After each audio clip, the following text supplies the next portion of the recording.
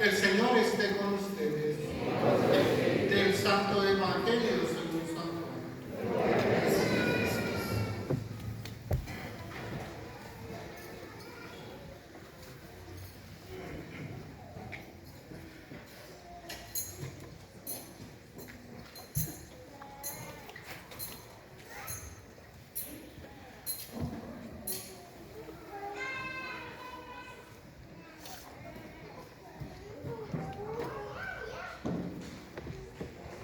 En aquel tiempo estaban Juan el Bautista con dos de sus discípulos y fijando los ojos en Jesús que pasaba, dijo: Este es el Cordero de Dios.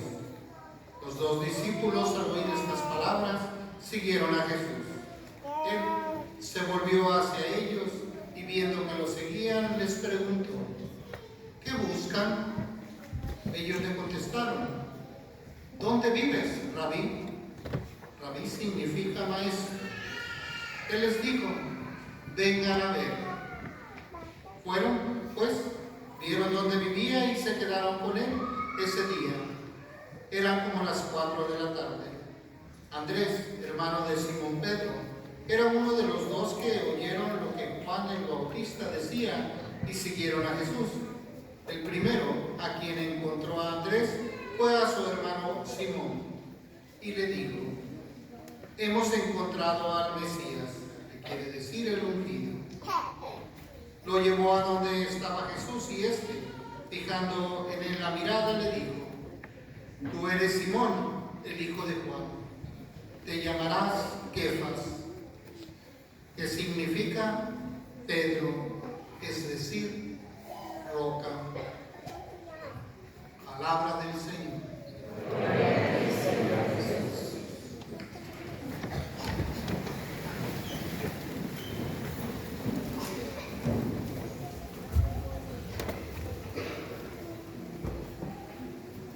Ustedes se han dado cuenta que últimamente dentro de las homilías he estado compartiendo mucho pues esta situación, ¿verdad? Que es una cuestión nueva dentro de la vivencia en la iglesia, estas cosas de la depresión y la ansiedad.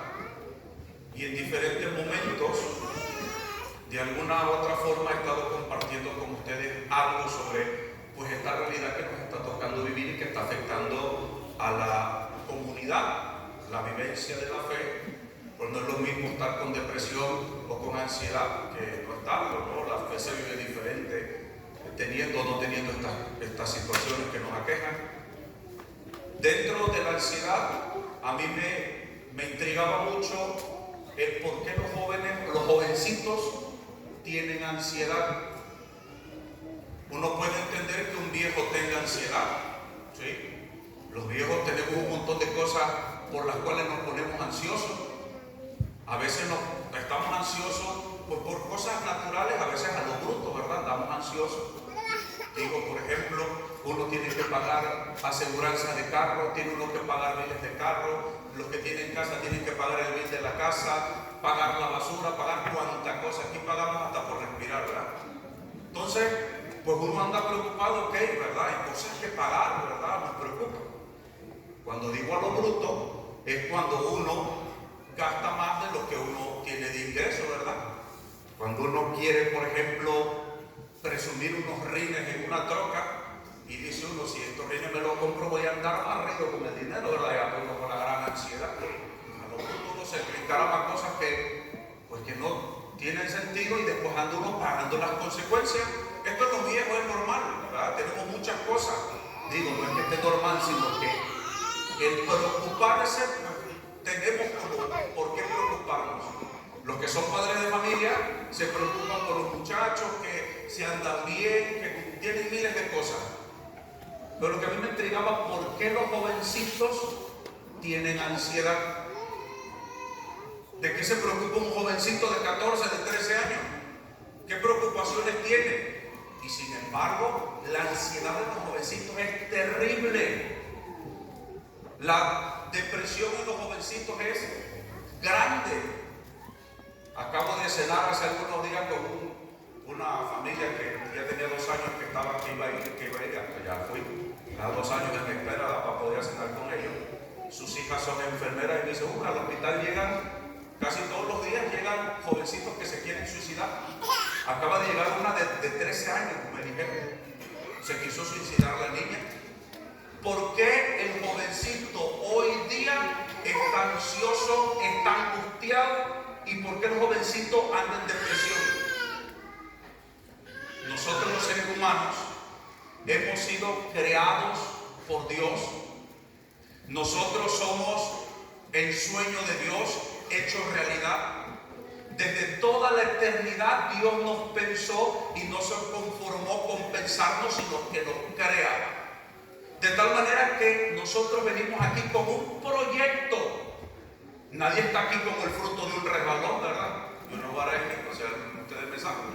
¿Sí? Nadie es el fruto de un accidente. Que las condiciones para que hayamos salido nosotros no fueron las óptimas, eso no quiere decir que Dios no nos tenía pensado. De tal manera que, ¿por qué el joven hoy se angustia? Porque la ansiedad es la preocupación de algo, sobre todo la preocupación extrema por el futuro. Pero el jovencito, ¿por qué se angustia? ¿Por qué está ansioso? El jovencito está ansioso porque, como ha sido creado por Dios y tiene un proyecto, el joven empiezan a surgir, en todo joven, surgen esas preguntas de las cuales nosotros antes teníamos respuesta, pero que los jóvenes hoy día ya no tienen. Y entonces el jovencito dice, pero yo ¿por qué estoy aquí en este mundo? ¿Para qué existo?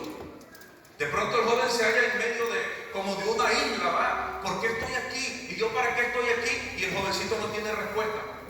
¿Y por qué no tiene respuesta? Porque el joven está invadido de ruidos, de imágenes, de muchísimas cosas que ya no lo hacen que él profundice, que él piense, pero las preguntas están.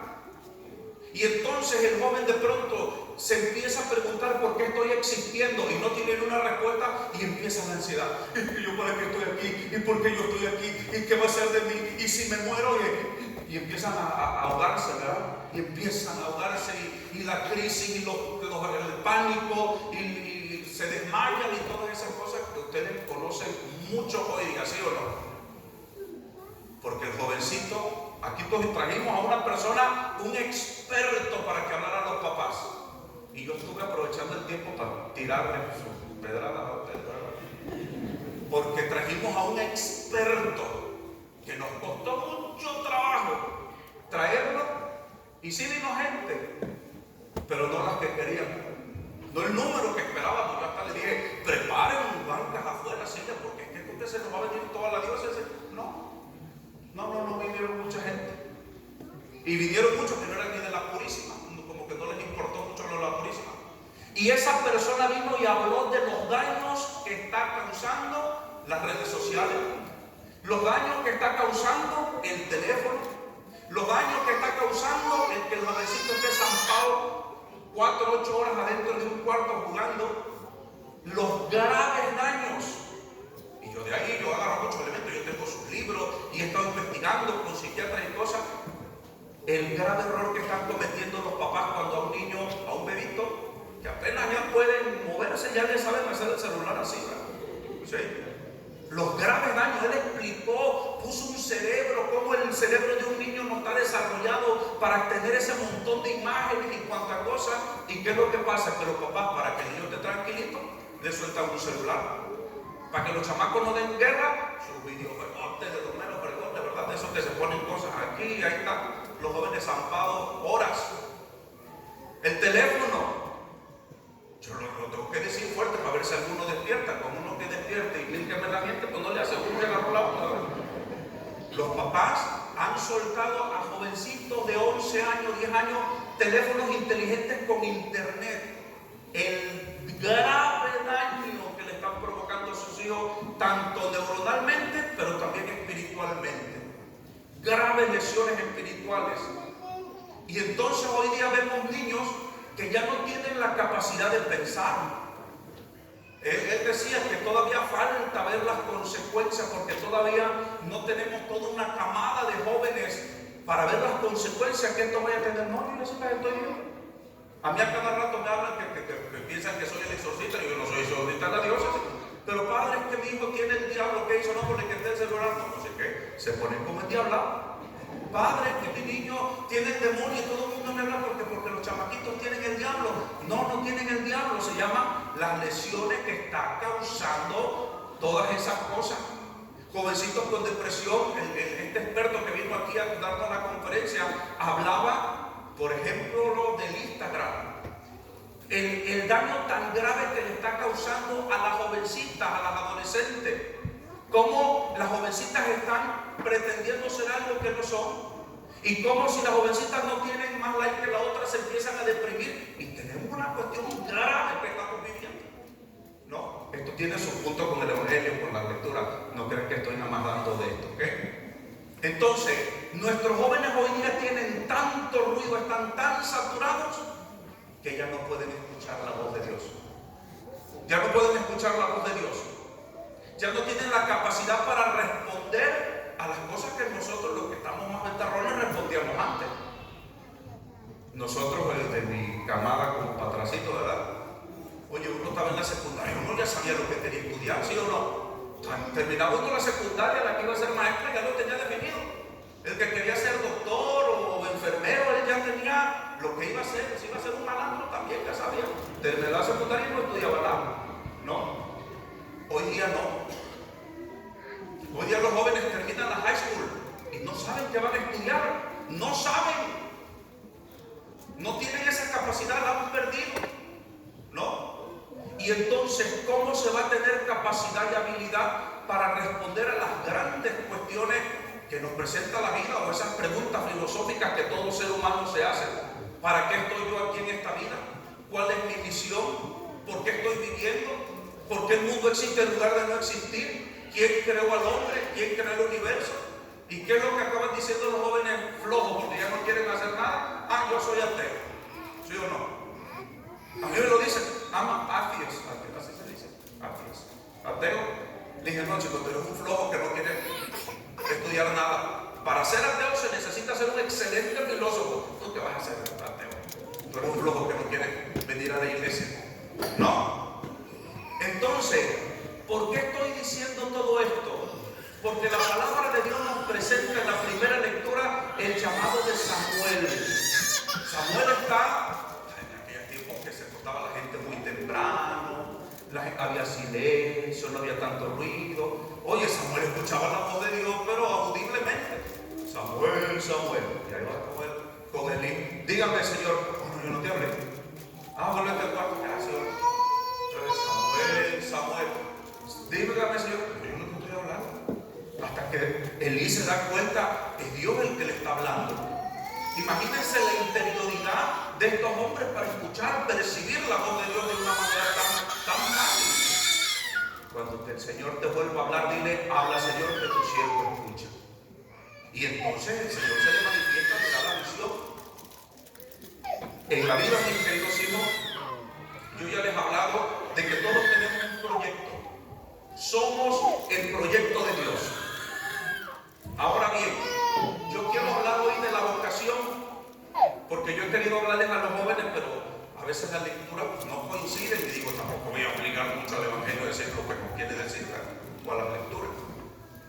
Pero hoy la palabra de Dios está muy vocacional y quiero hablar de la vocación. Nuestra primera vocación, la primera vocación que Dios nos hace es a la existencia. Vocación quiere decir llamado. Y la primera vocación es existir. Ya estamos aquí. Estamos cumpliendo la vocación. Ya existimos. Segunda vocación.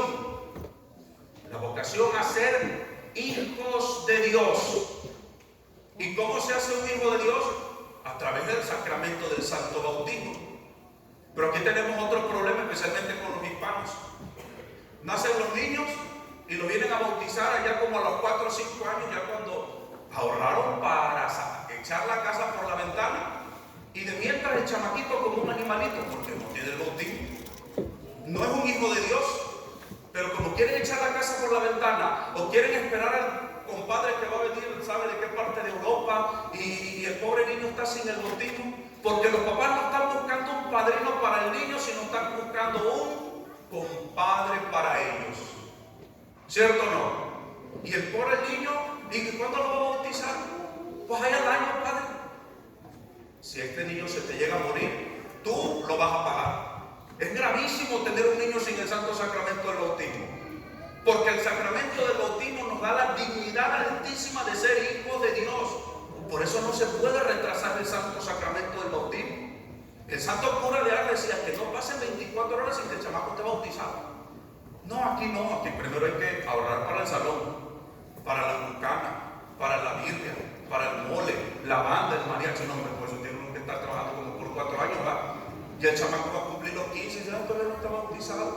Ya quieren hacer bautismo con la quinceañera juntos, ¿va? Porque ustedes dicen, ¿verdad? Segunda vocación entonces es a ser hijos de Dios, llamados a ser hijos de Dios por medio del santo sacramento del bautismo, pero también comportándonos de acuerdo con esa dignidad de ser hijos de Dios. Tercera vocación, a la que Dios nos hace específicamente a cada quien. A la mayoría, toda la mayoría, incluso el señor diácono, Dios nos ha llamado a ser padres de familia, los ha llamado al santo sacramento del matrimonio. Es una vocación. La mayoría están llamados al matrimonio, pero resulta que muchos se casaron sin tener vocación para el matrimonio, y por eso sienten como que no se sienten bien, como que no son plenos, porque no son felices. ¿Por qué? No decidieron su vocación. Creyeron que el cuerpo siente, no, ya, pues que me tengo que casar. No, hay que discernir, hay que pensar. Dios me está llamando al matrimonio. Dios me llama a ser un buen esposo, cristiano, católico, padre de muchos hijos, porque ese es el matrimonio, ¿o no? Dios me está llamando a la vida religiosa, Dios me está llamando a la vida sacerdotal, Dios me está llamando a ser un soltero consagrado a Dios, una soltera consagrada a Dios. Tenemos que discernir, pero el problema de este tiempo, y la van a tener los jóvenes de hoy día, bien difícil, porque hoy ya no hay discernimiento. Estamos saturados de tantas cosas que al jovencito cada vez se le hace más difícil escuchar la voz de Dios. Cuando yo viví mi preseminario, para entrar al seminario, el preseminario es un retiro vocacional, el obispo estaba tan decepcionado porque entramos como 50 jóvenes y solamente creo 4 o 5 nos quedamos, imagínense. Nos quedamos en el seminario. Y tanto trabajo que cuesta hacer un retiro de esto, ¿verdad? El promotor vocacional tiene que navegársela para que los chamacos vayan y para ver si, y a ver cuántos se quedan. Y el obispo estaba decepcionado porque él iba con tanta esperanza todos los días a decir la misa al seminario. Y veía el poco chamaco y él le había haber dicho, ay, que se queden de perdida 10. Y él estaba rezando para que se quedaran bastante. Y el día de la misa de clausura, ¿cuántos se quedaron? No, porque se quedaron 4. El obispo estaba decepcionado. Pues ya, aunque sea esto, pues ya queda dicho. Y me acuerdo las palabras de hace más de 20 años. Hijos, cuánto ruido tienen en su corazón que no les permite escuchar la voz de Dios. Oiga, hace 20 años cuando apenas existían los ladrillones esos que traían por la casa, ¿se acuerdan? Son ladrillones que no tenían nada, uno no les hacía así. Nada más los botoncitos y órale. Si acaso ya después salieron los de texto, ¿va? Pero no como hoy día. Y él ya hablaba de que los jóvenes no podían escuchar la voz de Dios porque teníamos ruido en el corazón. Si el obispo viviera ahorita le da el patatón de ver lo que está pasando hoy día, ¿verdad? Hoy los jóvenes es que da miedo.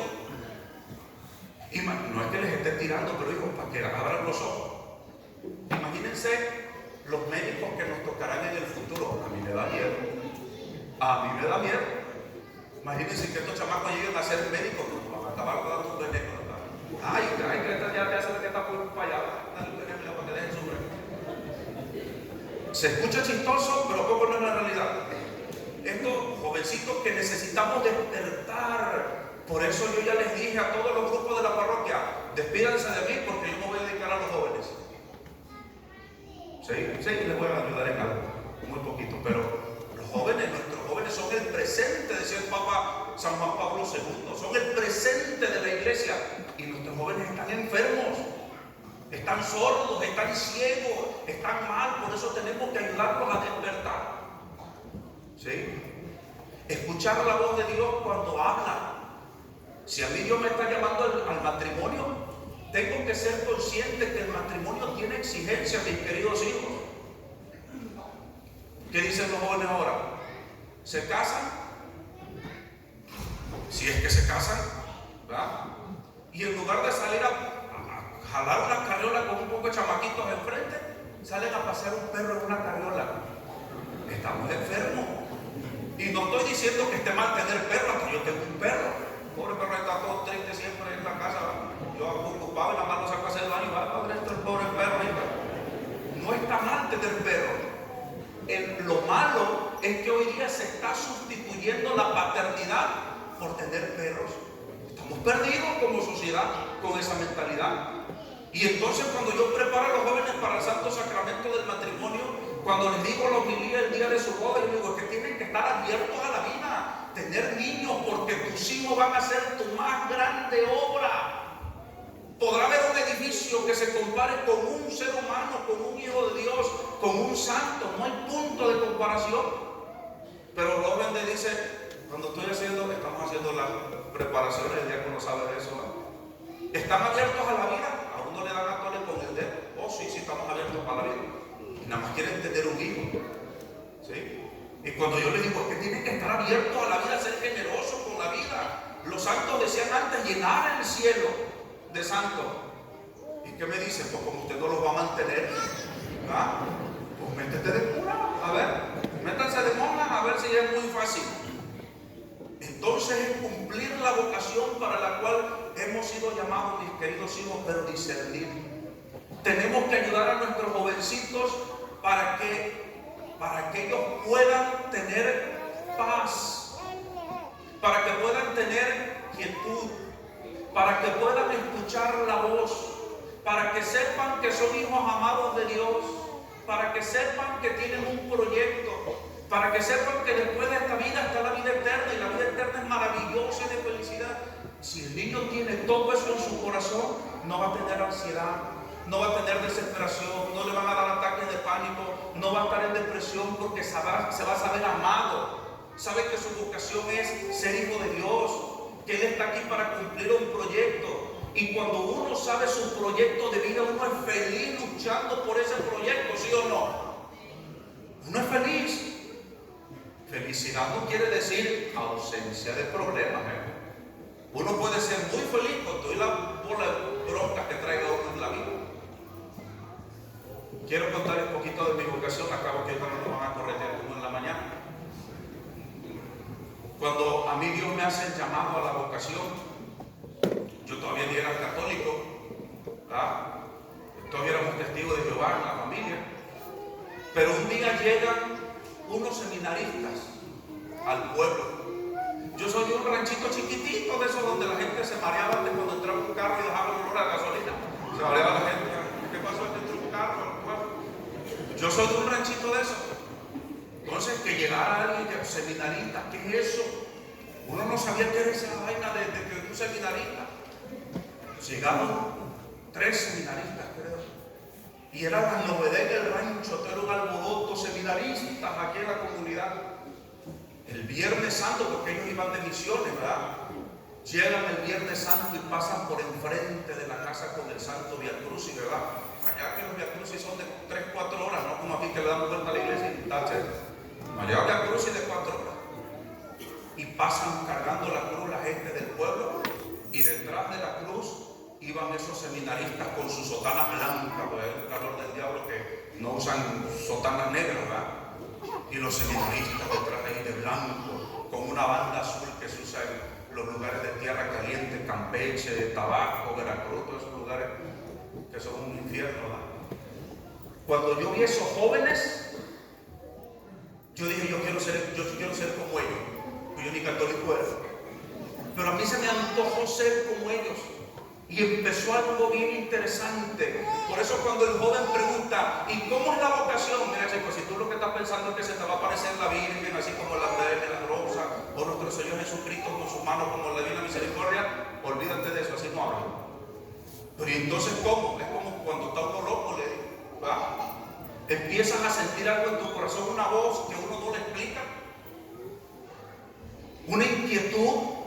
El Papa Francisco dice que es como una comezón, algo que no te deja en tu ser y que te pide que tú seas eso. Y yo veo a esos seminaristas y yo digo, yo quiero ser como ellos. Y a mí eso se me metió en la cabeza, yo no sabía ni qué era. Ya después entendí que había diferentes formas de estilos de vida. Dios me fue llevando por todo un caminar, hasta que ya cuando conocí un poquito más, dije, cuando supe lo que estudiaban los sacerdotes, dije, no, yo esa cosa no lo quiero. Yo con trabajo salí de la secundaria y yo no quiero estudiar más. Era burro, ¿sí? Y entonces el Señor un día quise dar la posibilidad de que me dice, oye, si tú lo que quieres es servir a Dios, allá en Mexicali hay un centro de rehabilitación, una comunidad de hermanos que se dedican a rehabilitar adictos. Hablé con el sacerdote y vino hasta acá. Yo vivía en la Biblia, ahí lo más adelante de Santa Laura. Y entonces viene el sacerdote para hablar conmigo y me dice toda la misión que tiene. Y entonces dije, yo quiero eso. Yo quiero servir. Yo no quiero otra cosa. Yo lo que quiero es servir. Yo tenía 21 años en ese tiempo. Y yo dejo todo. Yo estaba aquí en Estados Unidos, mi trabajo, dejo todo para irme a la misión. Mi papá no entendía cómo yo, siendo un jovencito, teniendo libertad, teniendo dinero, mandaba todo por ustedes ya saben, para irme a un centro de rehabilitación, a encerrarme con un poco de colines para ayudarlos. ¿Qué hacía yo?